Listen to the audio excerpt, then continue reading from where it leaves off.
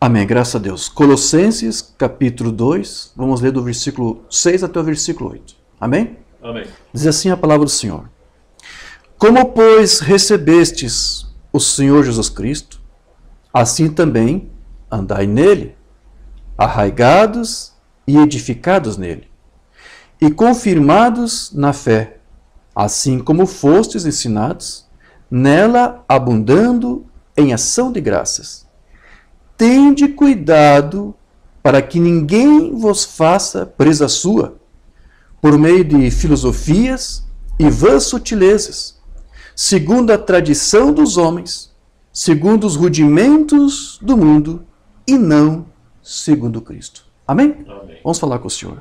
Precioso Deus e querido Pai, nesse instante que fizemos essa leitura da Tua Palavra, suplicamos, em nome do Teu Filho Jesus Cristo, que Tu abras também agora o nosso entendimento para a compreensão do que foi lido aqui, daquilo que o Teu apóstolo tratou com os Teus filhos naqueles dias, e que cremos que como a Tua Palavra é fiel e é verdadeira e é válida tanto para aquele dia como para hoje, cremos que as lições dali, Senhor, contidas também é para nós, nos dias de hoje.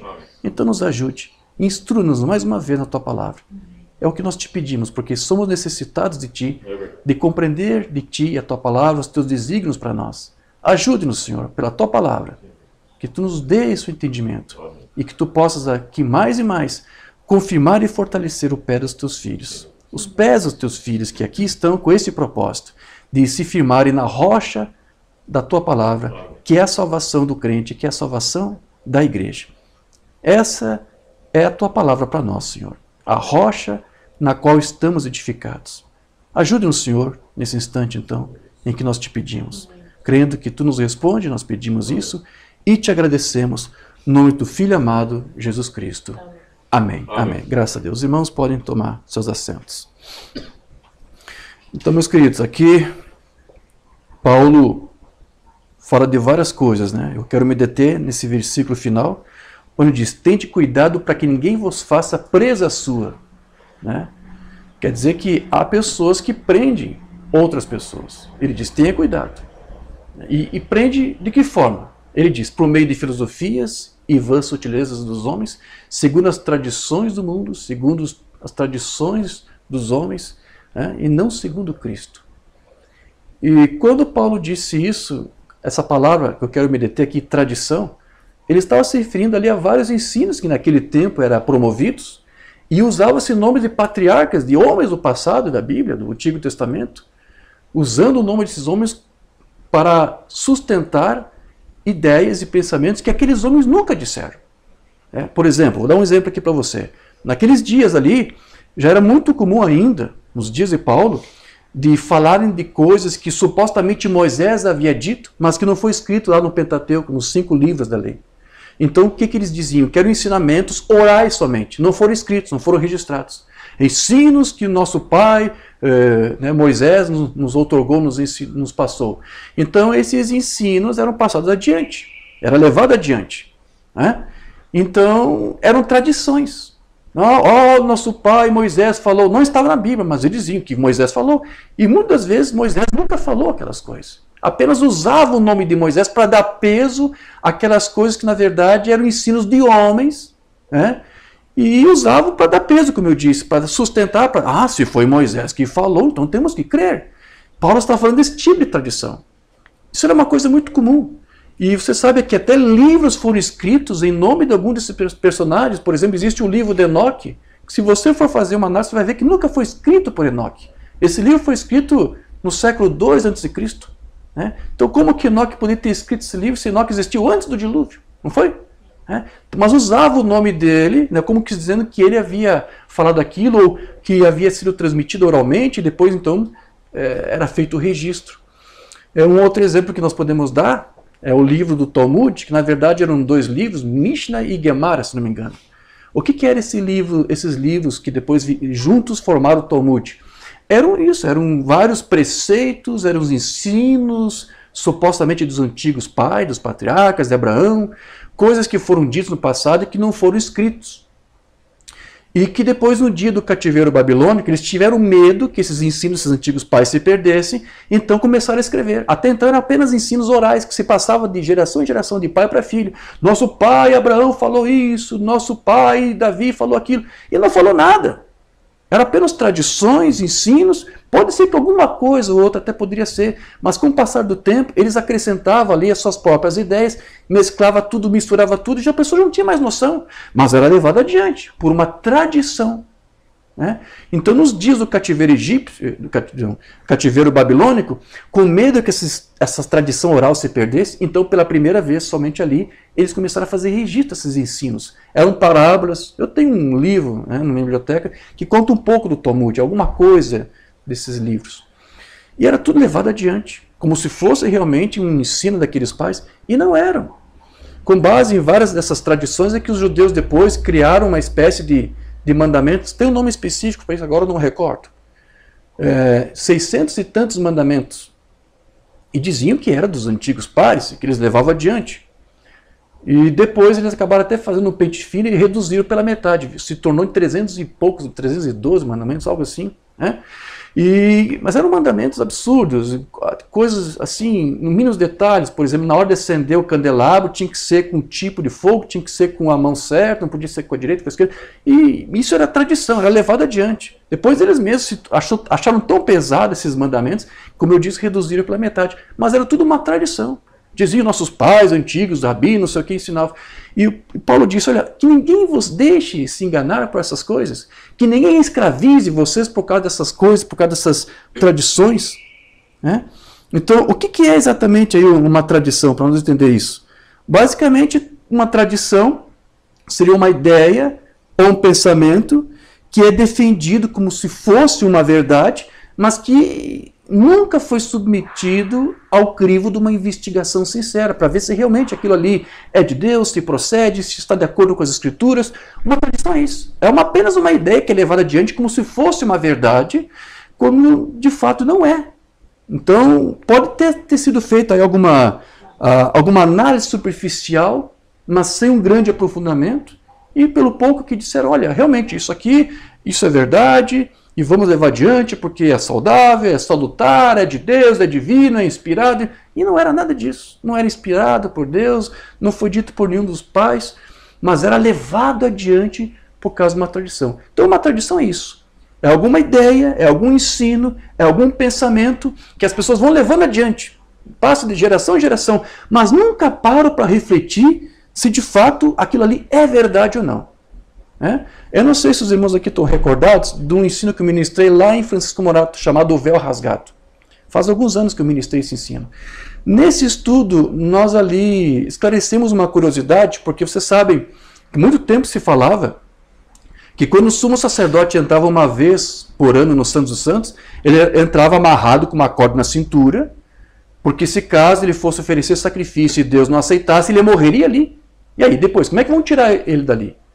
Porque alguém for entrar lá dentro para tirar, vai morrer junto. Então dizia-se que ele era amarrado com uma corda na cintura. Se Deus não aceitasse o sacrifício por alguma razão, ele cairia morto lá dentro. E agora, como é que faz para tirar? Ali, por isso que a corda ficava amarrada. E então o sacerdote era puxado para fora. Né? Isso é contado até hoje. Eu não tenho ouvido, mas não duvido que até dentro da mensagem algum pastor não conta essa história. E isso é falso. Isso nunca aconteceu. É uma prática que jamais foi exercitada. Não há nenhum registro nos próprios Talmud, que eu acabei de mencionar, que Cabala, seja qualquer livro. Nunca foi praticado isso. Mas até hoje você vê os pastores pregando isso e falando disso como se fosse uma verdade. Por que isso? Porque faz sentido, né? Uma história bonita, né? Faz sentido, né? Pois se morreu, como é que vai tirar de lá? Então tinha uma corda amarrada. Não há nenhum registro disso, é uma tradição. Pela pesquisa que eu fiz, isso começou lá na Idade Média. Quem começou a inventar essa história lá, eu não sei. Mas de lá para cá, continua até hoje. E as pessoas contam isso por tradição. Estou dando um exemplo para você entender o que é tradição. É uma coisa que te levam, que te instruem. Olha, a palavra é sim, isso é aquilo.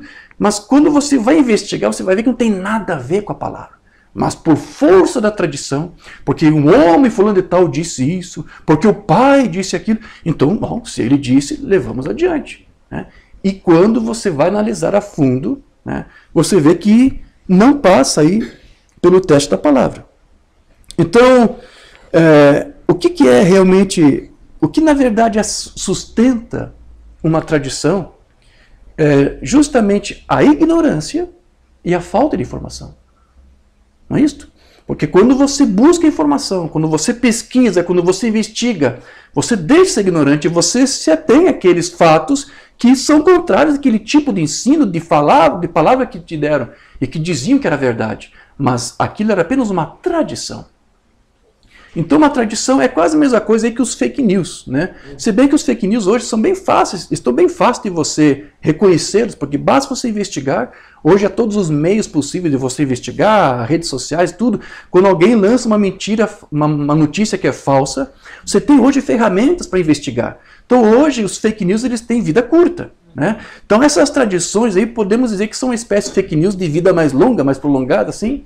Mas a mesma forma como você faz para destruir as fake news de hoje, é a mesma coisa que você faz para destruir essas antigas tradições do passado. Basta você investigar, basta você averiguar.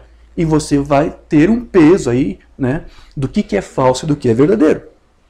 Então, uma tradição, a tradição da qual Paulo aqui se referia, então era justamente desses ensinos que eram passados adiante para a igreja, ou informações falsas que eram defendidas por muitos como se fosse verdade. Uma tradição é isso. É um ensino que é levado adiante e apresentado como se fosse uma verdade quando não é. Então, eu citei aqui alguns exemplos, né? E são vários, ok? Só dentro dessa mensagem, eu poderia citar vários casos aqui de coisas, porque não apenas são questões doutrinárias, mas são até mesmo relatos, né, históricos, que é contado de uma maneira e que é totalmente irreal quando você compara com os fatos. Mas da forma como alguns interpretaram ou entenderam, eles levaram aquilo adiante e muitos aceitaram daquela forma e pensaram que era uma verdade. Então eu quero aqui apenas citar aqui alguns rápidos exemplos. Se eu quisesse tratar sobre isso, só sobre isso, né, e fazer uma lista, nós ficaríamos aqui o nosso culto todo tratando disso. Mas eu quero tratar de um caso aqui específico, que eu lembro que eu vi isso alguns dias atrás, que foi numa ocasião que eu estava lendo um circular do ministro alemão muito conhecido, irmão Ewald Frank, acho que é assim que se pronuncia, Ewald Frank. Ele volta e meia publica cartas circulares e alguém achou meu endereço e envia para mim. O último que foi enviado, eu acho que foi de outubro de 2019, sim. E nesta carta circular, este nosso amado irmão Frank, ele resolve fazer um resumo bem rápido sobre o momento em que os anjos apareceram por Irmão Branham, você lembra? 7 anjos apareceram. E, bom, eu quero ler aqui exatamente como é que ele apresentou para nós aqui, porque aqui há pelo menos 3 fake news aqui do irmão Frank, nesse relato que ele fez. Preste atenção. Olha só, aqui ele diz assim: o que aconteceu em 28 de fevereiro de 63, o irmão Branham relatou em 24 de abril de 65. E é conhecido por todos. Uma poderosa tempestade que quebrou as copas das árvores se levantou. Um terremoto abalou toda a região, quando 7 poderosos trovões soaram. A nuvem sobrenatural desceu sobre a montanha. Lá ele recebeu a instrução para retornar a Jeffersonville, pois os 7 selos seriam abertos. Ok? Isso aqui está na carta circular, outubro de 2019. Alguém enviou para mim e eu li isso aqui. Eu só li isso aqui, nem li o resto. Só li isso. Então, o que foi que o irmão Frank fez aqui? Né? Aqui ele está dizendo que no dia 28 de fevereiro, 7 anjos se encontraram com o irmão Branham e formaram uma nuvem, né, enquanto ele estava ali caçando javalina. Há pelo menos 3 egos aqui. Ok? Há pelo menos aqui 3 informações equivocadas aqui. Primeiro, o irmão Branham não estava presente no dia em que aquela nuvem foi fotografada. Eu vou depois, quem sabe, produzir um vídeo com detalhes para tratar sobre isso aqui, porque há muitas coisas que poderiam ser ditas aqui. Eu vou fazer só um resumo, mas é necessário fazer um vídeo só à parte para tratar sobre isso. Né? E aqui o Waldo Frank diz que o Branham estava lá. Né? Estava lá caçando javalina, 28 de fevereiro, e aí os anjos apareceram para ele. Né? Só que isso não é verdade. O que já se sabe hoje, pelo que se percebe aqui, o irmão Frank não se atualizou, é de que os anjos realmente apareceram para o irmão Branham enquanto ele estava caçando javalina. Mas não foi nessa data aqui. Essa data foi o dia que aquela nuvem foi fotografada. E que não é o mesmo dia, não é o mesmo evento que os anjos apareceram para ele. As pessoas não sabem disso. Aliás, eu fui um dos primeiros, dentro dessa mensagem, pelo menos aqui no Brasil, que trouxe isso à tona e fez a separação, através de alguns artigos que eu traduzi, próprios sermões do irmão Branham, né? Porque todos achavam que isso foi no dia 28 de fevereiro. Porém, a caçada javalina não havia começado nesse dia. Começou no dia seguinte. A temporada de caça foi do dia 1º de março até o dia 10 de março. Então, como que uma banda poderia estar caçando javalina no dia 28 de fevereiro se a temporada de caça não tinha começado ainda? Então, isso não foi no dia 28 de fevereiro. Quando foi que os anjos apareceram para o Branham? Quando ele estava caçando javalina. Quando que foi isso? Ele conseguiu sua licença, parece que foi no dia 6 ou 7 de março. Lá para o dia 7 ele estava caçando. Mas foi só no outro dia seguinte, no dia 8 de março, que 7 anjos apareceram para ele. E aqui ele está dizendo que os 7 trovões soaram para o Branham no dia 28 de fevereiro. Não é possível, porque ele não estava lá caçando nesse dia. Tem até um sermão que eu traduzi do Branham, Vem e Segue-me, onde foi a primeira vez que ele fez menção desse fato. Ele pega a revista Life, que mostrou essa foto. Ele disse, olha, eu estive nesse local aqui, pelo menos 2 dias antes ou depois. No início, ele quando contava isso, ele fazia uma distinção. Ele disse, eu não estava lá no dia. Mas hoje virou uma tradição dizer que o Branham estava lá no dia em que a foto foi tirada daquela nuvem. O que aconteceu foi que o Branham esteve lá 8 dias depois, não é isso? No dia 8 de março, então os anjos apareceram para ele. Mas aqui o irmão Frank conta que tudo isso foi naquele dia 28 de fevereiro. E a outra coisa que ele disse aqui, que também é uma fake news, que não é verdade, é que ele disse aqui que essa nuvem desceu até a montanha. Ele disse isso aqui, acabei de ler para você. Ora, a própria revista Life diz que essa nuvem estava a uma altura que nem os aviões passavam lá. O que significava que aquela nuvem não foi produzida por uma turbina de jato que sobrevoasse aquela região. Então aquela nuvem estava numa altura em que os aviões não alcançavam. Mas como é que o irmão Frank contou aqui que a nuvem desceu sobre uma montanha? 3 erros aqui. Pelo menos 3 erros aqui. E ele falou isso com maior naturalidade, e não é apenas ele que está fazendo isso. Temos muitos ministros da mensagem fazendo dessa forma. Mas e por que isso? Por que informam dessa forma tão distorcida? Porque virou uma tradição. É uma tradição. E então, nós às vezes temos que trazer à tona as informações exatas para você entender exatamente o que aconteceu. Então, como eu disse, eu vou tratar disso separado em um outro vídeo, tratando com maiores detalhes, mas apenas só um exemplo aqui para você entender o que é uma tradição. As pessoas levam uma informação equivocada, distorcida, e é apresentada para a igreja como se fosse uma verdade, quando de fato não é uma verdade. Mas entenderam daquele jeito e passaram adiante. Isso é tradição. Por muito tempo, ainda há ministros dentro da mensagem falando dessa forma aqui que o irmão Frank, nosso amado irmão Frank, fez. Isso está errado.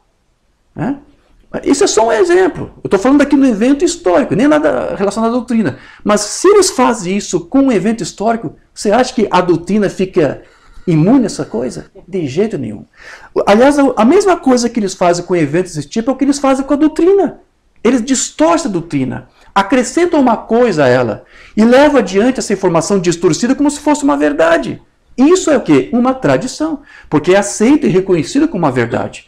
E quando você tenta expor esses fatos, você é acusado por eles de pregar uma mentira, porque você está expondo a verdade dos fatos. Porque você agora põe fim à tradição. E a tradição é uma coisa que alegra eles se confortam com isso. É uma história tão bonita, faz tão sentido. Aí quando você vem e traz a verdade, eles ficam horrorizados. E ao invés de culpar quem contou para eles a mentira errada, culpam aqueles que tentam esclarecer eles da verdade. É o que nós mais temos aqui nessa mensagem. Nós estamos tentando esclarecer muitas pessoas, muitos ministros, de certos fatos, certos ensinos errados, doutrinários, que foram ensinados errados. Nós tentamos esclarecer e eles nos culpam por nós esclarecer a eles. Dizendo, não, você está errado. Eu vou ficar com essa minha tradição, aprendi assim, me ensinaram desse jeito, eu vou levar adiante. E o tema que vamos tratar hoje já também sobre isso. Removendo o véu das tradições. Porque foi esse termo que o Branham usou. As pessoas que gostam de crer em mentiras, achando que é verdade, porque eles ensinaram dessa forma e que leva adiante, é um véu. É um véu de tradição, é um véu de incredulidade que cega o crente para compreender os fatos. Ele não aceita os fatos, ainda que sejam mostrados diante deles. Então, como eu disse, nós temos muitas tradições aqui. Se eu quisesse fazer uma lista... só agora sobre as tradições de doutrina. Agora há pouco uma irmã me perguntou, irmão Diógenes, sempre me foi ensinado que aquela luz de Gênesis 1:3 era o Filho de Deus quando foi criado. Criado ou gerado. Eu tenho tentado explicar, desde aqui, lá no Peru também, essa pergunta foi feita a mim, as pessoas entenderam dessa forma, ensinaram para eles desse jeito. Que quando o irmão Branham disse que Jesus era uma luz mística, um halo de luz, né? O Filho, quando foi gerado, o irmão Branham disse que era como um halo de luz, uma luz mística. Aí eles pensam que é aquela mesma luz de Gênesis 1:3. Mas na própria mensagem, por exemplo, Atitude em que é Deus, quando ele diz que aquela luz mística era o Filho sendo gerado e que sai do seio do Pai, nessa mesma mensagem ele também vai dizer que Deus, por meio desse Filho, desse halo de luz, disse, haja luz, referente a Gênesis 1:3.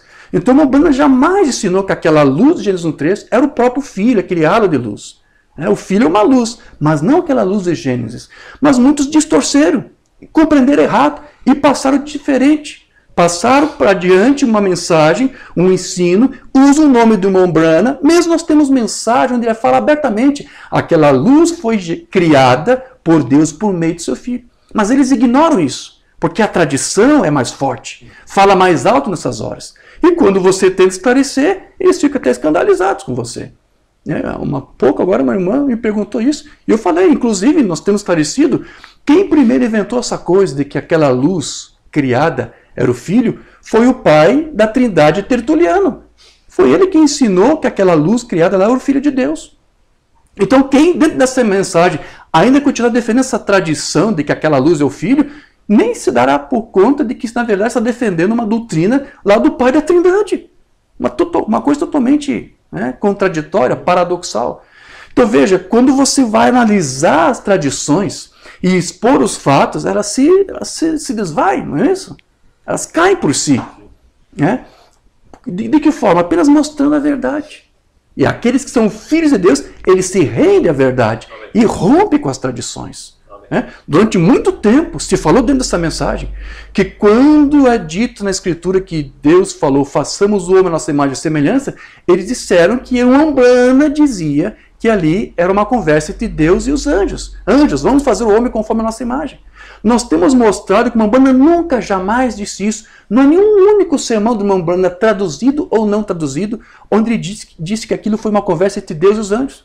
Mas por que dentro da mensagem, a esmagadora maioria dos pastores da mensagem ensina dessa forma? Porque aprenderam errado por uma tradição, mesmo não tendo nenhum sermão para dizer isso. Nós temos um sermão, um único, e só esse basta, onde o profeta diz que Deus conversou com seu filho. Façamos o homem conforme a nossa imagem. Então, como eu disse, aqueles que vivem de tradições, que pregam tradições, quando ouvem a verdade, se escandalizam e põem a culpa em nós. Ao invés de pôr culpa no irmão Branham, foi o irmão Branham que disse isso. Mas exatamente como foi nos dias de Paulo, que usava o nome de Moisés para ensinar doutrinas falsas, fazer dentro da mensagem. Usa o nome de William Branham, que é o nosso Moisés, para dizer, William Branham disse, William Branham ensinou, e nunca disse, nunca ensinou. E quando você tenta escancarar essas coisas, esses fatos, eles ficam bravos com você. Que triste, né, irmãos? Amém. Então veja, o que nós temos que ser hoje é como aqueles crentes de Bereia, que eu quero ler a escritura aqui, porque Paulo esteve em alguns lugares, algumas sinagogas, apresentando a palavra, e os judeus não receberam, mas diz que os judeus lá da sinagoga de Bereia receberam. E olha só qual a atitude deles, porque a atitude que eles tiveram quando ouviram o evangelho é a atitude que eu e você, todos nós, e os ministros dessa mensagem também deveriam ter. Os ministros dessa mensagem tinham que ser como aqueles crentes de Bereia. Olha só que eu quero ler aqui, Atos 17, verso 10 a 11. E logo os irmãos enviaram de noite Paulo e Silas a Bereia, e eles chegando lá foram à sinagoga dos judeus. Ora, estes foram mais nobres do que os que estavam em Tessalônica, porque de bom grado receberam a palavra. Eles ouviram o evangelho, examinando cada dia nas escrituras se essas coisas eram assim. Ah, como é que é, Paulo? O Messias que esperávamos é Jesus Cristo, que foi enviado, o Nazareno. Ah, vamos analisar, não vamos descartar isso aqui, vamos refletir nisso, vamos ver se é correta essa informação que você está nos dando. Eles iam para as Escrituras, e ao ir para as Escrituras, eles viam que as profecias se encaixavam. Oh, que bom seria se os pastores da mensagem fizessem isso quando nos ouvissem ou lessem algum estudo doutrinário que nós ministramos, porque se eles fossem honestos, leais, sinceros, e examinassem as Escrituras, e examinassem os sermões, eles se dariam conta de que nós só o que estamos fazendo é mostrando a realidade dos fatos. Não estamos aqui pregando tradições. Verdade. Porque Paulo disse, tende cuidado para que ninguém vos faça presa sua. E é assim que muitos nessa mensagem estão sendo presos e escravizados por tradições. Né? A nuvem desceu na montanha. Como que desceu na montanha? Nenhum avião podia passar onde a nuvem estava. E falo com a maior atualidade, está aqui. Esse homem tem que, quantos anos? 80 e poucos, ou 90 anos. Mas não se atualizam. Nada contra este irmão, mas eu estou citando ele como exemplo porque ele não é o único que está fazendo isso. Nós temos muitos ministros fazendo isso. Muitos. Distorcendo os fatos. Pregando uma tradição no lugar dos fatos. Estou repetindo isso aqui para você entender o que é uma tradição. Este é o maior problema que nós estamos enfrentando nos dias de hoje. É lutar contra tradições. Lutar contra doutrinas falsas que têm sido apresentado para o povo nessa mensagem como se fosse uma verdade. E quando não é.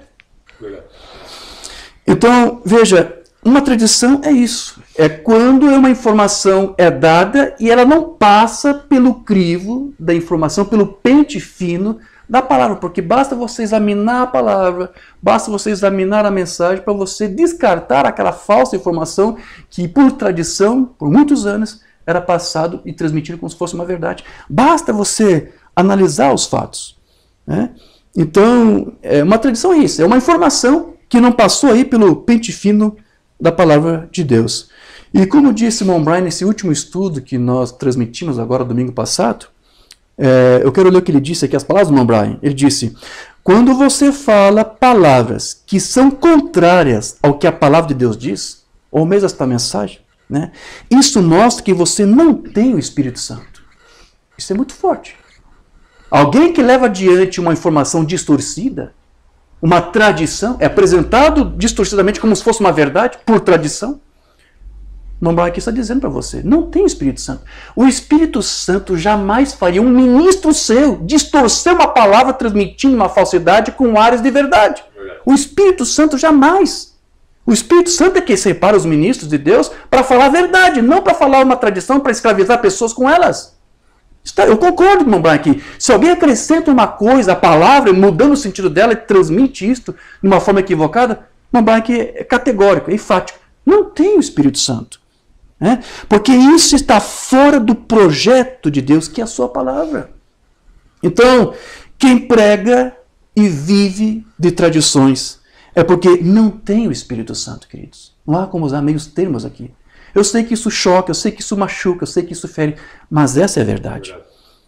Porém, o Espírito Santo, ele jamais fará você viver de fábulas, de credos, de tradições, de dogmas manufaturados. Quem vive de tradições, de histórias incontadas que é falso, mas é apresentado como verdade, quem vive disso, não pode conhecer Deus de fato. Porque se o conhecesse, não poderia ter aceitado uma tradição no lugar da sua palavra. Porque é como se Deus mesmo aí estivesse aí escondido para eles. E é o que de fato está acontecendo. Como essas pessoas vivem de tradições, essas tradições velam, cegam eles para a verdade, para a palavra. Mas uma vez que este véu da tradição é rompido, uma vez que você substitui aquela informação equivocada pela palavra, pela sã doutrina correta, o que vai acontecer? Deus então começa a ser revelado para você. Você começa a ter então conhecimento de Deus. É como a Bana disse, eu quero ler isso aqui, lá na sua mensagem, o desvelar de Deus, que é quando Deus se desvela. Quando que Deus se desvela? Quando você rompe com o véu das tradições. Mambrana trata muito disso nessa mensagem. Mas aqui ele diz, no parágrafo 269, quando o véu das tradições tem se removido, você pode ver que Deus ainda é o Deus de sua palavra. Ele ainda guarda a sua palavra. Ele é o Deus, o autor da sua palavra. Isso está escondido atrás dos véus de pele, para os outros. Sim, isso mesmo. Para aqueles que não podem ir atrás do véu, ele ainda está atrás dos véus de pele. Então, é triste isso que o Mamãe aqui está dizendo. Porque é isso que está acontecendo com muitos crentes nessa mensagem. Eles não conhecem essa mensagem por conhecer a Deus. Eles não conseguem ter uma experiência com Deus. E justamente por conhecer a opinião de um homem, de um pregador, de um ministro, sobre o que essa mensagem diz. O conhecimento que muitos têm da mensagem não é baseado em alguma experiência que eles tiveram com Deus mesmo, por uma revelação que Deus deu. O que eles sabem da mensagem é o que eles ouviram no pregador. E levaram adiante aquilo que o pregador passou para eles. E que é uma tradição, não é a verdade. Então, o que isso quer dizer? Que essas pessoas estão escondidas na pele desses homens. Esses homens, porque eles usam o seu nome, a sua reputação, o fulano nos disse isso, e há anos ele vem tem dito isso, e as pessoas que aceitam isso, eles estão escondidos atrás de peles desses homens. Ao invés de se esconder atrás da palavra, de serem velados na palavra, estou usando os termos que o Umbanda usou, né? Muitos crentes, ao invés de estar velado na palavra, escondido atrás da palavra, estão escondidos atrás de peles de homens, peles de tradições, de ensinos de homens. E eles apresentam aquilo e levam adiante aquilo como se fosse uma verdade. Então, eles nunca de fato conheceram a mensagem por uma experiência própria dela, por investigação particular. Vamos analisar isso aqui, vamos ver se é verdade ou não. Não. Eles pregam, eles têm um resumo da mensagem baseado no que o ministro passou. Eles criam como uma espécie de redoma de vidro, de forma que as pessoas só podem falar da mensagem segundo a sua ótica teológica que eles receberam deste homem. E, na verdade, o próprio homem acaba se convertendo num ídolo nessas horas, na verdade. Porque eles estão abrindo mão de tudo para aceitar o que o homem lhe disse. Então, essa é a experiência que muitos têm nessa mensagem. O conhecimento que eles sabem da mensagem não é pela experiência própria com ela, mas de uma pseudo-experiência que pseudos pregadores tiveram dessa mensagem. Amém, queridos? Então, ele se esconde aí por trás de histórias. E histórias que às vezes são levadas adiante por uma tradição. E leva adiante isso. Porque foi fulano que disse. Ah, mas se foi fulano, então nós temos que dar crédito. Né? Tem muitos que levam adiante uma história aí que foi contada pelo irmão Perry Green, por exemplo. Toda vez que o irmão Perry Green sempre vinha para o Brasil, ele gostava nas reuniões privadas que ele tinha com alguns grupos que ele se reunia aqui, de dizer que o irmão Oliveira era uma testemunha de Jeová. E levaram adiante isso. Por quê? Porque foi o irmão Green que eles contou. Então, se foi o irmão Green que contou, mas nunca foram procurar o irmão Oliveira para saber se ele era realmente uma testemunha de Jeová. Nenhum deles tiveram a sinceridade de procurar. Irmão Lee, nem precisava ter dito, né? O irmão Green nos falou que tu faz isso. Nem precisava ter dito. Só procurasse, irmão Lee. Irmão Lee, queremos com sinceridade, com honestidade, ouvir o outro lado. Porque estão nos dizendo aí que o senhor é uma testemunha de Jeová. Mas queremos saber pelo senhor mesmo. O senhor é isso, o senhor ensina essas coisas. Bastava eles dar ouvidos ao irmão Lee, ouvir o outro lado para eles saberem que o que o irmão Green lhes contou era uma tradição. Porque é o que eles fazem hoje. Até hoje eu ouço alguns irmãos dizendo, o irmão Green nos contou quando esteve aqui no Brasil que o irmão Lee era uma testemunha de Jeová. Mas eles não foram honestos em procurar ouvir a outra fonte. E sabe por que eles não fizeram isso? Porque eles tinham medo de ouvir a verdade. De saber que o irmão Green lhes contou uma mentira. Mas eles gostam de levar adiante porque foi um fulano tal que disse. E isso é levado adiante por uma tradição. Tradição é isso. Você aceita uma opinião do homem. Olha, fulano é isso, a mensagem é isso. E eles aceitam aquilo ali. Então sua visão está limitada àquilo ali. E isso é levado adiante. Tradição é isso. Então há muitas histórias, há muitas distorções dentro dessa mensagem sendo contada. E as pessoas simplesmente levam adiante e aceitam porque foi o fulano que disse. Porque é assim que é ensinado. Isso é tradição. Então veja que Deus, Ele quer hoje, nesses dias, se revelar para a sua igreja. E Ele tem feito isso através dessa palavra. Nós entendemos que nesse dia que a palavra foi aberta, que ocorreu a abertura da palavra, e Deus quer se revelar para nós. Mas veja que não há maneira de Deus se revelar para nós sem que antes os véus de tradições sejam rompidos. Não há forma de Deus ensinar alguma coisa a você sem primeiro você declarada, esclarecidamente admitir, aceitar o fato de que você viveu de tradição, que te ensinaram tudo errado e que você agora está disposto a abandonar o erro para poder compreender a verdade. Se você não provar para Deus que você tem essa disposição, você nunca vai ter dele uma revelação sobre qualquer parte da sua palavra. Deus somente vai ensinar. Ele está disposto a ensinar, mas ele somente vai ensinar para aqueles que ele vê uma disposição de querer aprender. E ele vai ver esses sinais de alguém assim, se primeiro demonstrar uma atitude de reverência à sua palavra, de tal forma que ele admite, olha, eu admito que o que eu aprendi, o que me falaram, o que me ensinaram, porque o fulano que disse, eu admito que está tudo errado, foi uma tradição. Deus não pode te ensinar nada sem primeiro você renunciar ao ensino errado e falso. Umbanda disse isso, não estou inventando. Vamos lá. O pecado imperdoável de 54.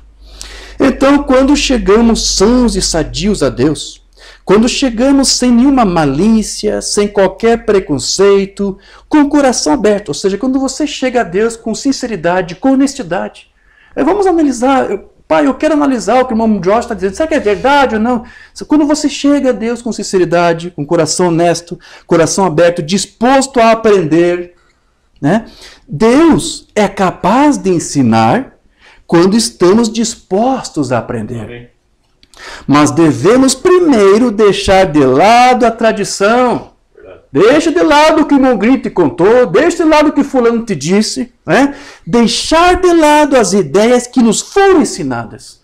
Né? Demonstre para Deus que você está disposto a abandonar essas tradições todas. Então Deus estará disposto a ensinar. Ele está disposto a ensinar. Amém. Mas o que você tem que fazer da tua parte é isso. Rechaçar todo o falso ensino, toda a tradição, para não você mais ser preso por homens, porque é isso que Paulo diz. Veja, isso não foi só para Paulo, é para nós hoje. Né? Tende cuidado para que ninguém vos faça presa sua. Agora veja, deixar de lado ensinos errados é uma coisa muito complexa. Não é isso? É muito difícil, porque as pessoas gostam de tradições. Algumas gostam de tradições e ouviram tradições até por tanto tempo que as suas mentes ficaram leprosadas, ou seja, elas não têm mais espaço aqui dentro para aceitar a verdade. Sua mente agora, sua consciência está cauterizada. Então depende do tempo que uma pessoa convive com tradições, chega um momento que não há mais espaço nela para aceitar a verdade. Porque ela mesma já ficou satisfeita, está contente assim, e quer crer, né? Indubitavelmente que o que eles creram, o que lhe foi passado, é a verdade. Eles descansam nisso e vivem dessa forma. Né? Então nós temos muitas situações nessa forma. A sua consciência está definhada, eles não aceitam mais ser convencidos da verdade. Suas mentes não permitem mais. Ele não consegue mais se imaginar crendo em qualquer outra coisa diferente daquilo que por tradição lhes foi legado, lhes foi ensinado. É assim que muitos dentro das mensagens estão, queridos. Você sabe por conta própria o que eu estou dizendo, né? Então, isso já faz parte da vida deles. Sempre ouviram daquele jeito. Para que mudar isso agora? Isso não vale só para a mensagem, isso vale para o catolicismo, para as fés cristãs aí, evangélicas, né? Vale para o unicismo, vale para a trindade, vale para a dualidade. Aceitaram de um jeito e ficaram tanto tempo naquilo que só por graça de Deus. Mas a graça de Deus só vai interagir na eleição. Se for um eleito, não importa quanto tempo esteve ouvindo uma tradição. Se for um eleito, um tempo ele vai ter que sair dali. Para se render, como Lombardo aqui disse, renunciar ao ensino falso e à tradição para receber a verdade. Mas veja que há alguns que realmente estão nessa condição. Suas mentes estão incapacitadas para reconhecer a verdade, estão insensíveis para essa doutrina, para ouvir e para aceitar essa doutrina. Então eles estão o quê? Eles estão cegos. Eles estão cegos para a verdade por causa dessas tradições. E por conta disso, o Umbanda chega a dizer que alguns jamais conhecerão a verdade por causa disso. Né? Mensagem O Arrebatamento. Veja os nossos homens, eles se apoiam, ao invés de na palavra de Deus, em alguma pequena tradição de denominação. Eles se apoiam nisto. Ao invés de saírem quando vem Deus se dar a conhecer perfeitamente. A razão é que eles estão cegos. Eles não conseguem ver isto. E eles nunca verão isto. Nunca verão. Alguns ouviram tradições por tanto tempo que vocês não vão mais conseguir aí convencer. É como aí um escritor e humorista, Mark Twain, até publiquei algum tempo atrás uma frase dele que eu quero ler aqui, uma frase contundente que ele disse. Ele disse aqui: nenhuma quantidade de evidências poderá alguma vez convencer a um idiota. Você pode falar, expor todas as evidências para pôr fim às tradições, mas um idiota jamais vai se render a esse número de evidências. E eu quero lembrar para você que essa palavra que ele usou, idiota, é também a tradução literal para a palavra grega moros, que aparece lá em Mateus 25, quando faz menção das virgens nécias. Lembra? Onde diz lá virgens nécias, o grego lá é moros. E a tradução literal para moros é isso, é nécio, é idiota. Então isso quer dizer que uma virgem nécia é incompetente para aceitar a evidência dos fatos. Jamais se convence. Por quê? O profeta acabou de dizer para você, estão cegos e não podem reconhecer a verdade. Então tem alguns que estão nessa condição. dentro da mensagem. Deixa lá o trinitário de fora, os unicídios da mensagem de fora. Vamos falar agora dos unicídios dentro da mensagem. É assim que muitos estão. Aceitaram uma mentira como se fosse uma verdade e as suas mentes se leprosaram de tal forma que eles estão insensíveis à verdade. Você pode ficar salivando e vociferando quantos parágrafos para eles, eles não podem mais. Passou o tempo. Não tem mais condições. É disso que o Moban aqui está falando. Então, o outro problema aí que as tradições fazem é deixar então o crente de tal forma até que inoperante. Né? Às vezes as pessoas, por estarem tanto tempo dentro de um sistema de homens ouvindo as tradições, às vezes eles até uma hora eles param para refletir, olha, parece que isso faz sentido, mas lhes falta uma força para se desvencilhar daquele sistema, porque é uma prisão, Paulo disse que é uma prisão. E às vezes eles não podem se desvencilhar porque tem até vergonha. Tem vergonha de admitir o que é verdade, pois tanto tempo pregando mentira. Isso até começa por um pregador. Até um ministro às vezes pode se convencer da verdade e admitir que ele estava errado há tanto tempo, mas, sabe, estão envergonhados e não conseguem se desvencilhar da tradição por causa dessa vergonha. Isso existe, irmão Brana disse que existe. Né? Onde é que está isso? Por que sou contra a religião organizada? Tente seguir a uma tradição de homens sobre a qual eles não sabem nada. E use isto. E quando você lhes diz a verdade e mostra a verdade, eles têm vergonha de mudarem. Tem vergonha. O que vão dizer de mim? Tantos anos eu preguei que Jesus é Deus, que Deus falou com seus anjos, façamos um homem, que aquela luz que saiu em Gênesis era o Filho. Tanto tempo eu fiquei dizendo que a nuvem desceu numa montanha no dia 28 de fevereiro, quando o profeta estava lá caçando, e agora eu vou aqui mudar tudo isso, essa tradição que me deram, que eu... Não, estão envergonhadas. Verdade. E prefere viver na mesmice, prefere viver no erro. Por que isso? Por que eles preferem viver no erro? Porque eles sabem que a grande maioria não vai dar mínima para o erro que eles estão pregando. A maioria, essa é a parte mais triste. A parte triste não é eles pregarem a tradição. A parte mais triste é quando você se convence que a grande esmagadora maioria não se importa em investigar a verdade. Se o pregador disse daquele jeito, eles aceitam. Essa é a pior coisa. Então aquele profeta diz, olha, muitos não querem mudar porque tem vergonha de ter que voltar atrás, e é tantas coisas que tem que renunciar, às vezes até companheiros teria que ser necessário. É um peso muito, é uma carga muito pesada a ser carregada. Há todos um status ali que foi conservado pelas tradições, tem que ser também desfeito e recomeçar de novo. É um peso, é um fardo pesadíssimo para alguns. Então, por vergonha, diz o profeta, eles não podem aceitar isso. Eles preferem conviver com aquilo que por tantos anos lhes fez tão bem. Para que mexer no que está bom? Não é verdade? Verdade? Aí quando você tenta mostrar, você é falso, está querendo mexer aqui na minha redoma de vidro, sai daqui. Não. O George nos riscou aqui, deixa eu limpar aqui, deixa eu tirar esse risco, essa sujeira. Doutrina, como é que é? Não. É assim que eles estão hoje. Verdade. Nessa condição. Então veja, eu falei aqui de algumas tradições, não é isso? Sim. E são várias tradições. Mas uma das piores tradições dentro da mensagem é a de tentar crucificar o Filho de Deus. Como é que é, irmão Diógenes? Sim. A partir do momento que os ministros dessa mensagem dizem que o Filho, na verdade, é apenas um ofício, então eles estão negando que Deus tem um Filho, que é um ser que Deus gerou. Quando eles dizem que o Filho, na verdade, é o próprio Deus e uma outra manifestação, somente isso, então eles estão matando essa existência real de um Filho unigênito que Deus gerou lá no início, no princípio. E hoje eles usam uma doutrina unicista para matar, para crucificar o Cristo. Você tem inúmeros exemplos de mensagem do profeta, onde ele fala que Deus tem um filho, e que esse filho tem um Deus. Uma vez eu escrevi isso lá, citando as palavras de Mombana, né? O Deus de Jesus Cristo, um ministro aí, né? Se escandalizou com aquela palavra de Mombana, e tentou combater o Mombana com uma escritura. Né? Então, por que isso? Por que isso foi horrível para eles? Por que é horrível para eles ouvirem você saber ou dizer a verdade que Jesus Cristo é teu irmão mais velho? Isso é uma coisa terrível aos ouvidos deles. Por que eles ficam assim nessa situação? Porque eles estão matando, estão crucificando esse filho. Eles dizem que esse filho não existe. O filho é apenas Deus mesmo e uma outra forma de manifestar-se.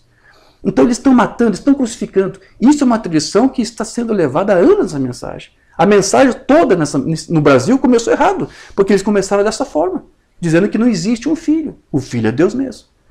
Então, o que nós estamos fazendo nessa doutrina? Nós tentamos, de alguma forma, ressuscitar, não é isso? Esse ensino de que Deus tem um filho. Estamos ressuscitando o Filho de Deus dentro dos tabernáculos. Né? Porque aqueles que recebem essa doutrina admitem e aceitam o fato de que realmente Deus tem um filho e que esse filho tinha esse seu pai como também o seu Deus. Não o próprio Deus. O Espírito Santo não era o filho. O Espírito Santo estava no filho. Né? É a morada do filho. Mas não é o próprio filho. Não foi o Espírito que se autogerou na forma de um filho. Mas de fato foi o Espírito Santo, Deus, que gerou um filho para poder nele se manifestar. Mas eles estão dizendo, não, o filho é o próprio Deus. É uma outra forma de Deus. O Logos não é ali aquele filho que Deus gerou, não, é Deus mesmo. Então, onde é que está o filho nessa teologia? Não tem filho nenhum aí. Então, por tradição, dessa forma de ensinar, de expor, eles estão crucificando outra vez, dentro dessa mensagem, o Filho de Deus. Então, quando você tenta pôr fim a esse véu de tradições dentro da mensagem, expondo a sua doutrina, o que você está fazendo? Você está, de uma certa forma, isso, restaurando, aí, ou restituindo de volta para os filhos de Deus, o Filho unigênito de Deus, Jesus Cristo. Está ressuscitando aí nos tabernáculos. É isso que estamos fazendo. Essa, irmãos, é a pior das tradições. Tem muitas tradições ruins aí, difíceis, né? Mas essa, para mim, é a pior de todas as tradições. É uma tradição. Tentar, de todas as maneiras, reduzir o Filho a apenas um ofício, negando que ele existe, isso é uma tradição. Crucificar e matar essa mensagem, essa palavra. Umbanda diz que isso sempre foi feito. E está sendo feito até agora. Mensagem desvelada de Deus. Mas agora, quando o véu dessas denominações e coisas assim, este véu de tradição, que nós temos desde o Pentecostes, quando as tradições da igreja se têm rasgado, as coisas que as pessoas disseram, os dias de milagre já passaram e coisas tais. E Deus tem tirado o véu disso e trazido isso bem à vista. E eles estão prontos para crucificarem isso de novo, bem exatamente igual. Umbanda restaurou para nós a doutrina apostólica de que Deus tem o Filho. Mas o profeta aqui diz, né, as tradições vêm e tentam crucificar esse ensino, tentam crucificar esta palavra. Então existe aí essa tradição de crucificar o Filho. Mas veja, Deus tem um Filho. Deus tem um Filho unigênito pelo qual ele se manifestou. E este foi, na verdade, o verdadeiro propósito para o qual Deus enviou até nós uma Umbanda. A Umbanda disse que Deus me chamou desde antes da fundação do mundo para ensinar isto. De que existe um Deus e de que esse Deus tem um Filho. Eu sei que vocês conhecem, porque estamos divulgando isso, não custa ler de novo. Mas é um sermão que não está traduzido por nenhum ministério aí. Fazendo um vale cheio de covas. Ó Deus, meu Pai, que me separou desde o ventre da minha mãe e me chamou para este propósito, ordenando isto, que eu trouxesse esta mensagem para o povo. Desde antes da fundação do mundo, tu me separou para este fim. Para que eles possam saber que tu és o único Deus verdadeiro e que Jesus Cristo é o teu Filho. Amém. Esse é o propósito do ministério de Umbanda. Mas o que as tradições dentro da mensagem estão fazendo? Estão tentando matar esta verdade pela qual o profeta deu sua vida para pregar e ensinar. Então, com isso, nós vemos que Umbanda nunca poderia negar, não é isso, de que Deus tem um Filho. Nunca teria pregado uma doutrina que reduzisse o Filho a apenas um ofício, como eles querem. Umbanda, ele sempre enfatizava que Jesus era real e que ele era o Filho de Deus. Amém. Quero ler uma outra mensagem aqui, mensagem desde então de 60. Quando eu fui conversar com o Rabino aqui há não muito tempo atrás, ele disse, Senhor Brana, você o chama de Filho de Deus?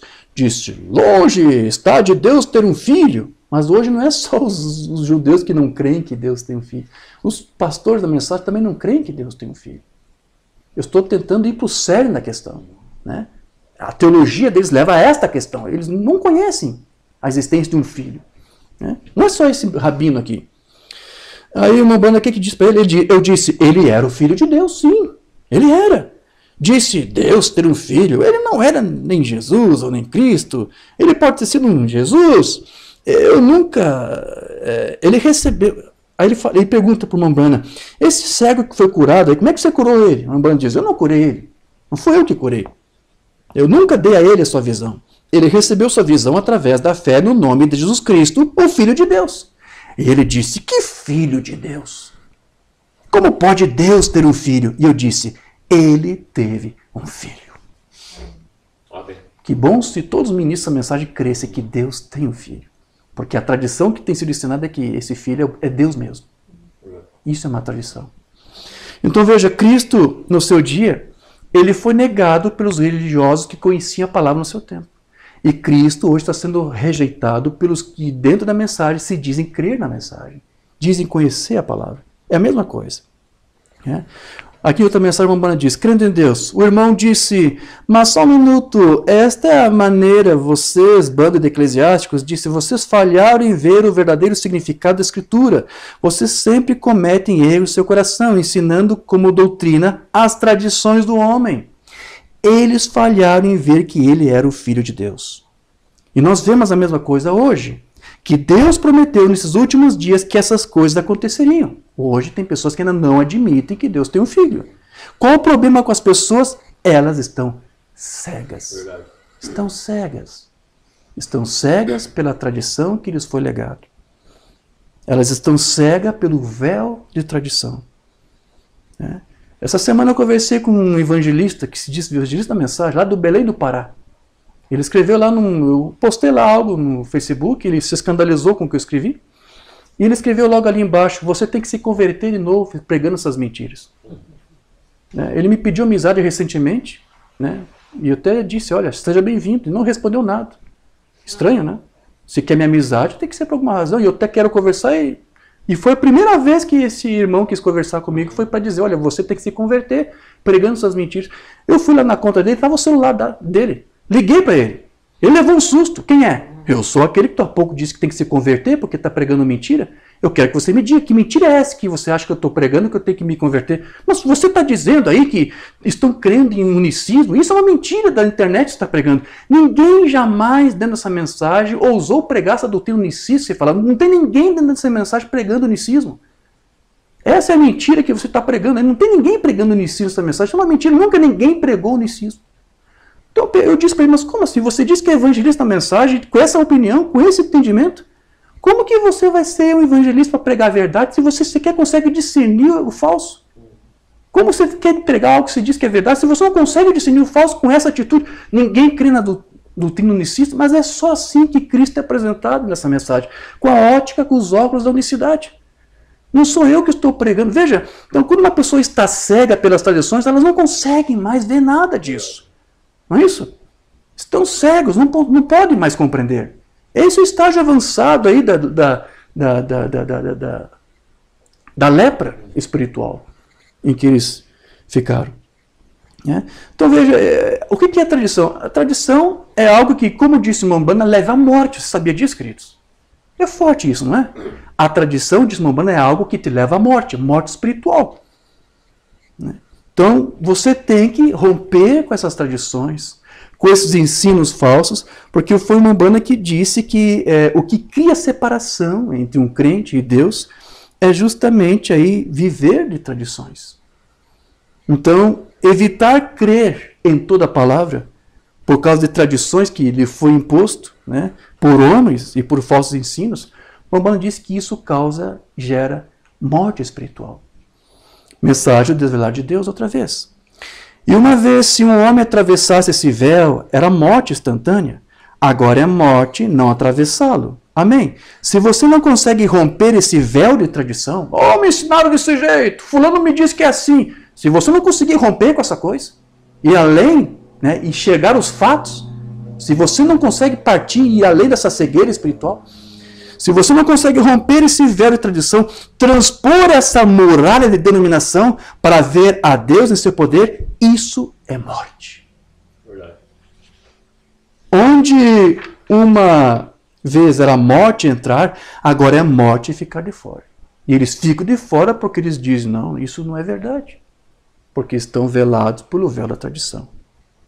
Então veja, as sinagogas aí de Satanás, né, que prega esse dualismo, unicidade, trindade, isso são véus que estão aí jogados aí na mente das pessoas, que impossibilitam elas para essa verdade do ensino apostólico que nós cremos que foi restaurado para nós nesse tempo do fim, por meio desse ministério.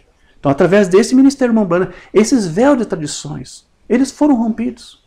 E esse véu continua sendo rompido ainda, para aqueles que estão chegando nessa mensagem ou para aqueles que ficaram muito tempo nessa suposta mensagem crendo em tradições. Ainda Deus está usando ainda o ministério para romper com esses véus, para que eles possam, aqueles que têm ainda condições de vir à luz e conhecer a verdade. Né? Agora, no Umbanda ele disse também que há muitos ministros que até são sinceros e que vivem de tradições. E que apesar da sua sinceridade, apesar da sua honestidade, mas continuam a pregar tradições, eles estão mortos espiritualmente. Ele disse isso. Por que sou contra a religião organizada? Há muitos homens inocentes caindo na armadilha da tradição. É uma armadilha. Paulo disse, estão fazendo de você uma presa. E o profeta aqui diz, são homens inocentes, quer dizer, por ignorância. Eu disse que o que leva adiante uma tradição é a ignorância e a falta de informação. Sim. Então tem pessoas que são inocentes, quer dizer isso, são ignorantes. Né? Por ignorância, por nunca terem refletido, o irmão Diógenes é um dualista. Eu vou dizer, é assim que o irmão Diógenes, então eu vou ler. Inocentemente, ignorantemente. Por quê? Porque eles ensinaram dessa forma. Né? Então eles dizem, olha, né? O irmão Branham disse isso, muitos homens inocentes estão caindo na armadilha da tradição, segurando a palavra sagrada em suas mãos, estão com a Bíblia nas mãos, estão com o sermão, o folheto do irmão Branham nas mãos, e tentando ler, mas segundo a sua ótica carnal pessoal, do que lhe foi dito, do que foi ensinado que o irmão Branham aqui falou. E não foi nada disso que o irmão Branham disse, mas por tradição ensina desse jeito. Então estão com a Bíblia na mão, estão com a mensagem na mão, mas eles estão pregando exatamente o que está ali? Não! Estão pregando segundo a ótica que lhe foi legado. Né? Então estão segurando a Bíblia nas mãos, supondo estar pregando dela, mas não estão pregando dela. Estão pregando um machismo. Estão pregando o que eles pensam que a palavra diz e não está dizendo aquilo. Agora, nós verificamos a mesma coisa hoje. Foi no passado, é assim agora. Não muda. Continua sendo feito dessa mesma forma. Né? Hoje, homens bons são homens bons. Sim, são homens sinceros, são homens zelosos. Não estão querendo te enganar, porque eles estão enganados. Então eles pensam que estão falando a verdade. São homens bons. Não é isso? São homens bons, grandes homens. Quer dizer grandes homens? Alguns têm um grande renome. O fulano de tal, quem primeiro fez isso, quem primeiro trouxe aquilo. Grandes homens, grandes nomes. São homens bons, são grandes homens, homens preciosos, tentando pregar a palavra de Deus em suas mãos, através de alguma tradição criada pelo homem. Então eu estou dando um ponto de vista carnal do que a palavra diz, do que a mensagem diz. E são homens bons. Né? Cortando aqui, tirando uma coisa ali. Não, uma banda não quis dizer isso, não, uma banda não ensinou dessa forma. Estão cortando, estão tirando a mensagem para o povo. E pregam uma tradição no lugar. Cortando aqui, cortando ali, e fazendo isto, e junte-se à nossa igreja, nós temos a verdade, aqui no nosso grupo, aqui no nosso campo, aqui nós temos a verdade. Né? E mude sua membresia, não dê ouvidos lá ao irmão de hoje, não, vem para nós, vem para cá, nós temos a verdade. Né? E morrem espiritualmente com essa palavra em suas mãos. Verdade. São homens bons, são homens honestos, sinceros. O profeta diz, mas eles estão mortos espiritualmente. Eles morrem pregando aquela tradição. Você acha que dentro da mensagem não tem isso aqui? Quando o irmão Branham disse isso aqui, está se referindo a os trinitários de fora. Mas que triste nós temos hoje que admitir este fato, de que isso está sendo feito dentro da mensagem. Pessoas boas, honestas, grandes homens, de grande reputação, mortos espiritualmente. Por que mortos espiritualmente? Porque eles não conseguem frutificar para Deus. Ao invés de produzir filhos para Deus, produzem filhos para o seu sistema. Nesses termos estão mortos. Então veja, a tradição é quando se acrescenta, como o profeta disse aqui, ou se tira alguma coisa dessa mensagem ou dessa palavra. É isso que a tradição faz. E uma banda diz que quando se faz isso, porque a tradição é isso, é tirar alguma coisa ou acrescentar alguma coisa. Quando se faz isto, o seu nome é tirado do livro da vida. Vê quão pesaroso, quão séria a coisa? Ele disse isso, chegou a esse extremo de hoje. Ele disse, porque sou contra a religião organizada. Todo sistema organizado, onde há tradições, é isso que vai acontecer agora, que ele vai dizer aqui. Se você acrescenta alguma coisa a ela, na sua tradição, não me ensinaram desse jeito, eu vou levar adiante. Se você acrescenta então essa informação, que a Bíblia não diz, que o Umbanda não diz, o que vai acontecer com você? Se você acrescenta ou tira dela alguma coisa, bem, Cristo disse, seu nome será apagado do livro da vida. É pouca coisa viver de tradição? Não é pouca coisa, irmãos. Ou então o profeta cometeu um erro aqui. Agora veja, tudo isso é porque a tradição permite você aceitar algumas coisas da palavra e negar outras coisas. A tradição faz isso. Você até concorda com alguma afirmação aqui e ali da palavra ou da mensagem, não, mas uma outra coisa o profeta disse, não, isso está em conflito, não, o profeta não pode ter crido assim, ensinado assim ou pensado assim, não. Então a tradição é isso. Ela te força a aceitar só uma parte e negar outra parte. Isso é morte espiritual, disse o irmão Branham. Então veja que o véu de tradição, ele, como eu disse, esconde a palavra do crente. Mas eu quero ler outra coisa que o irmão Branham vai dizer. O Espírito está interessado em vindicar a palavra. E se você aceitou a tradição em vez da palavra, agora você diz, bem, nós cremos em toda ela, mas, irmão Branham, eu sei que não cremos nisso. Então, aí é onde você para. Eu concordo com isso aqui, mas não com isso aqui não. Essa informação que não está de acordo com a nossa teologia que nos foi dada por tradição. Então não podemos concordar com isso. Mas está ali na Bíblia, está ali na mensagem. Mas a tradição para eles fala mais forte. Então aqueles que estão velados em tradição, como eu disse, estão velados para a verdade. Não aceitam, não admitem. Vamos para a mensagem do desvelado de Deus outra vez. Observe o que estava por trás do véu. A palavra. O que era? A palavra. O que ele velou? Está na arca. Foi a palavra que esse véu escondeu, vê? E Jesus era essa palavra, e ele é essa palavra. O véu de sua carne o ocultou. E hoje, o véu de tradição esconde a palavra de novo. As tradições velam a palavra para eles. Por isso que o Mamãe diz, estão cegos, não conseguem ver. Outra mensagem, o poderoso Deus desvelado. Quando o véu da tradição deles, das tradições dos anciãos e da palavra é rompido, é claro, hoje então, aparece claramente, nós o vemos a deidade novamente. Quando o véu é rompido, você compreende a deidade. Quando você se desfaz das tradições do que o grande homem disse, como diz o profeta, com um coração sincero, a divindade se escancara a você, se desvela a você. E a sua vida toda é velada nesta palavra revelada. Mas enquanto você não tem isso aqui, você está velado atrás da pele de um homem que te contou uma coisa, uma história dela. Ok, eu vou pular muito aqui, eu vou pular alguma coisa aqui melhor, para eu não me estender muito aqui nesse nosso estudo. Agora, outra coisa que uma Mamãe fala acerca das tradições é que a pessoa que vive de tradições, ela acaba adorando a Deus de uma maneira falsa. Tradições produzem uma falsa adoração. Mas veja que foi o próprio Jesus Cristo que disse isso. Isso está lá em Mateus 15, verso 13 em diante. Ele, porém, respondendo, disse-lhes, por que transgredis vós também o mandamento de Deus pela vossa tradição? Porque Deus ordenou, dizendo, honra teu pai e tua mãe. Há um sermão que agora não lembro o título, onde eu preguei esclarecendo isso aqui. Eu não vou tocar nesse assunto agora para não me estender. Mas há um estudo que eu expliquei exatamente do que Jesus trata aqui. Trocar o mandamento por uma tradição. Ele vai falar agora. Qualquer que maldisser ao pai ou à mãe certamente morrerá, mas vós dizeis, pela vossa tradição, vocês mudam isso aqui, qualquer que disser ao pai ou à mãe, é oferta ao Senhor o que poderias aproveitar de mim, esse não precisa honrar nem ao seu pai e sua mãe, e assim invalidastes pela vossa tradição o fundamento de Deus. Essa mensagem da mesma forma está sendo invalidada quando colocam uma tradição no lugar dela. Hipócritas, bem profetizou Isaías a vosso respeito, dizendo, este povo se aproxima de mim com a sua boca e me honra com os seus lábios, mas seu coração está longe de mim, mas em vão me adoram, ensinando doutrinas que são preceitos dos homens. O que são essas doutrinas, preceitos de homens? Tradição. Então o que Jesus está dizendo? Que uma tradição é uma adoração falsa a Deus. Está ali adorando. Pode estar cantando, pode estar louvando, pode estar tocando instrumentos musicais, mas é uma adoração falsa. Uma adoração morta. Porque o que impele eles a fazer tudo aquilo é por quê? Estou fazendo isso porque eu pertenço ao sistema, porque eu creio numa coisa que me foi dito. E troco a palavra por aquela coisa, por aquela tradição. E isso é uma falsa adoração. Está forte tudo isso aqui, né, irmãos? Mas nós temos que tratar disso. Porque é o que está acontecendo na mensagem. Então veja, todos os que alegam adorar e servir a Deus, prestando culto a uma tradição de homens, estará o quê? Adorando a Deus em vão.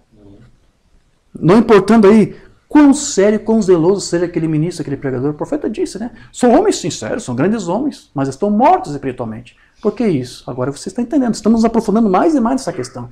Adora a Deus em vão com suas tradições ao invés da palavra. Por isso que estão mortos. É adoração em vão.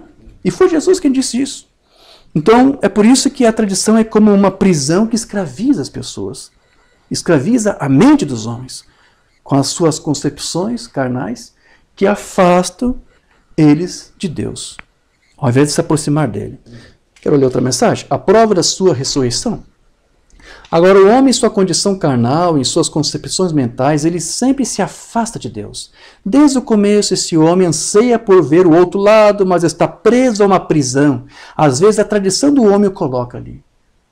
A tradição escraviza, prende o homem, o imobiliza. Não é isso? Agora, eu vou ler algo aqui que uma banda vai dizer para você, porque vai explicar para você como é que se constrói uma tradição. Embora eu já disse aqui, você já deve estar entendendo. Mas eu quero ler aqui um sermão onde eu vou explicar para você que a tradição ela se constrói quando você mistura a palavra de Deus com opiniões privadas e pessoais do que você acha que a palavra quis dizer. É assim que se constrói uma tradição. Mas desde o princípio não foi assim de 58. E ao fazer isso, descobrimos que na igreja essas coisas estão acontecendo. Porque o homem começa a mexer nas coisas de Deus. E ele traça a sua concepção do que isso significa. Ele não entende do jeito que está escrito. A palavra diz do jeito. O profeta disse do jeito, mas eles não conseguem entender do jeito que uma banda disse. Não conseguem. Então o que eles fazem? Acrescentam o traço, uma opinião pessoal do que eles acham que uma banda disse, do que a Bíblia diz. Ele não entende do jeito que está escrito, mas ele, o que ele faz? Ele mistura a sua própria ideia a isso. E então, com isso, ele cria uma tradição. Tradição é isso. A Bíblia diz isso. E o que você entende por isso? Eu entendo que a Bíblia está dizendo aquilo. E não é aquilo que a Bíblia diz. Tradição é assim. E isso é levado adiante. A mensagem hoje é feita disso, de tradições. Eles vivem de tradições porque eles ensinaram de como se deve crer, de pensar, como eles acham, como eles supõem. Eles traçaram na sua mente, eu quero crer que uma banda disse isso. Eu quero crer que uma banda estava lá no dia 28 de fevereiro. Eu quero crer que os anjos estavam lá com Deus e Deus disse para eles, vamos fazer o homem à nossa imagem. Eu estou traçando isso aqui porque eu penso que é isso que o profeta, é isso que a mensagem é. É assim que se cria uma tradição. E ele ensina isso. E Jesus disse que quando estava na terra e verificou tais coisas, ele disse, em vão me adoram. Vocês estão trocando a minha palavra por tradições. Em vão me adoram. Agora, existe a possibilidade, e é assim, de que pode haver uma genuína adoração a Deus errada. A adoração é genuína, é sincera, mas está toda errada. Porque a base, a sustentação daquela adoração é uma tradição no lugar da palavra. Ele está dizendo ao contrário do que Jesus disse, ele está dizendo para você exatamente o que Jesus falou. Então, o que é uma tradição, queridos? Uma tradição nada mais é do que uma substituição à palavra de Deus. E a substituição, você está vendo aqui, leva à morte espiritual, leva você a um afastamento de Deus da sua palavra. Vou pular alguma coisa aqui já para nós tentar concluir logo esse estudo. Então, veja que as tradições,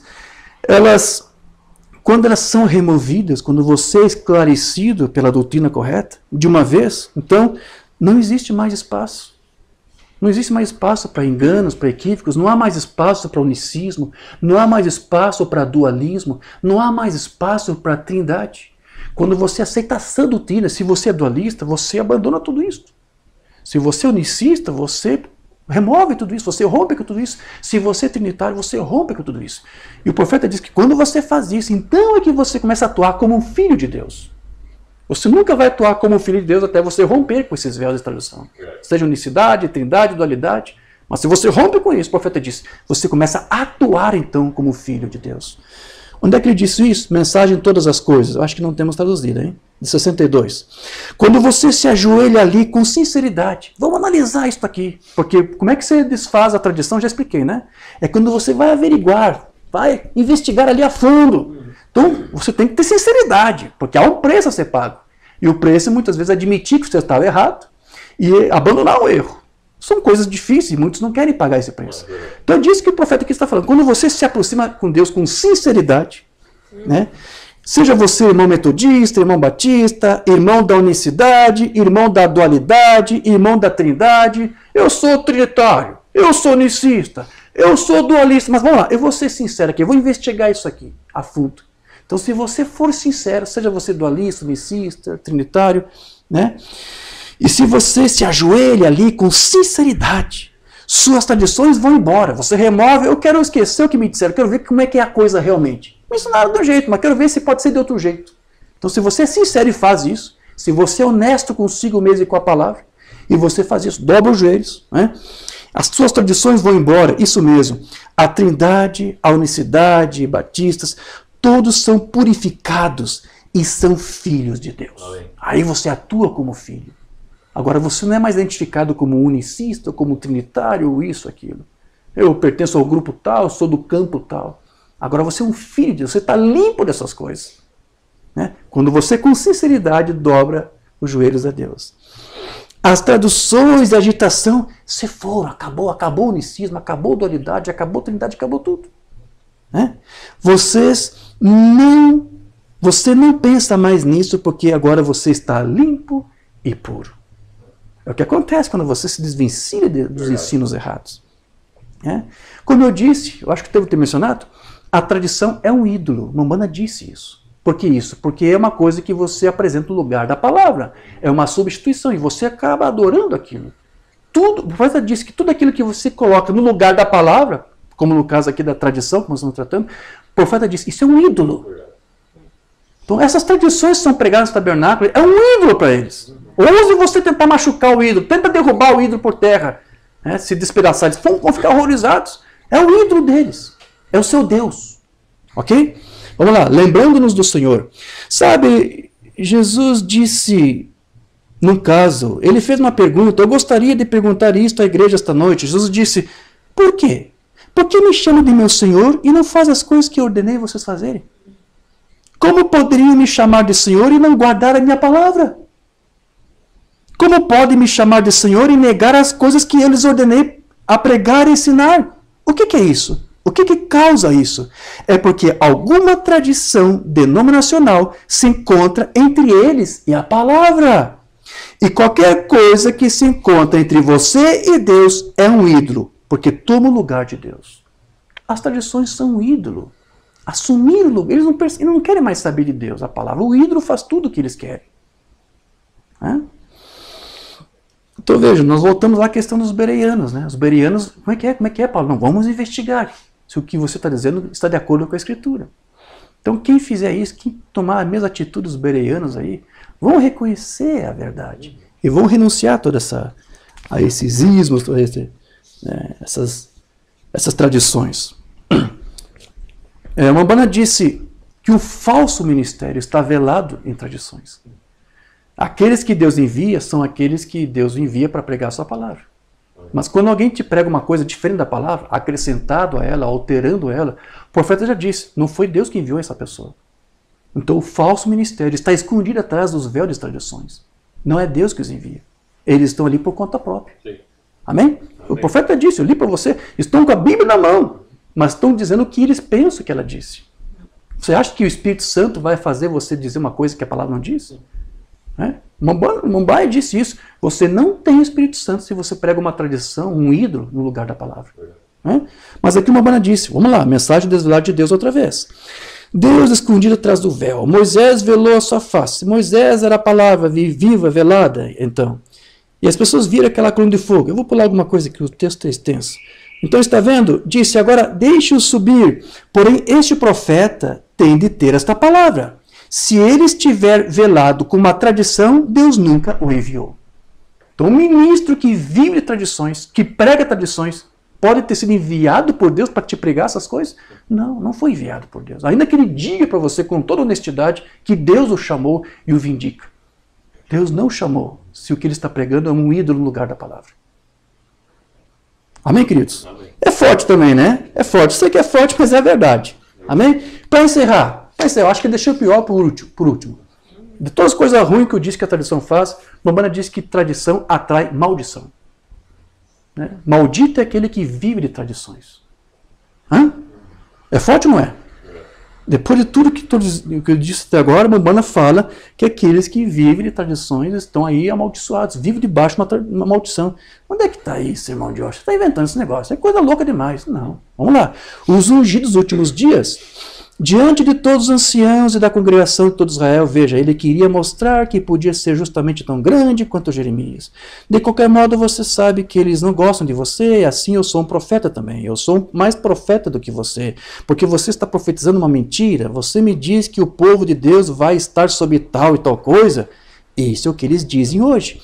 Mas vocês estarão lá justamente do mesmo modo como igreja. Vocês estão amaldiçoadas com uma maldição. Todas vocês, igrejas E devemos aqui incluir os tabernáculos. Todas vocês, igrejas, denominações, que estão se agarrando à sua tradição de homem, ao invés da palavra de Deus, vocês estão amaldiçoadas por Deus. Então veja, por que nós conseguimos ver essas coisas? Por que alguns não conseguem enxergar isso? Porque Deus nos enviou um profeta para nos esclarecer essas coisas. Remover esses véus de tradições, nos tirar do ensino errado para levar nós até o entendimento correto. Foi isso que o Umbanda disse, né? Deus me chamou para esse propósito. Amém. E o profeta disse que Deus chama profetas para isso. E se Deus teve que enviar para nós, nesse tempo do fim, um profeta para fazer isso, é porque isso era uma coisa que estava acontecendo. Mas Deus tem um povo aqui eleito ainda. Amém. Então ele teve que enviar esse profeta para nos tirar das tradições, os véus das tradições, para nos levar à verdade. E foi isso que Deus enviou. Foi para isso que Deus enviou o seu profeta. Amém. Para trazer até nós o conhecimento verdadeiro. Nos livrar do falso ensino. Ele disse lá no começo, quando eu li para você, Deus está disposto a te ensinar. Se você está disposto a aceitar o meu profeta que eu enviei para vocês, que tirariam vocês do ensino errado.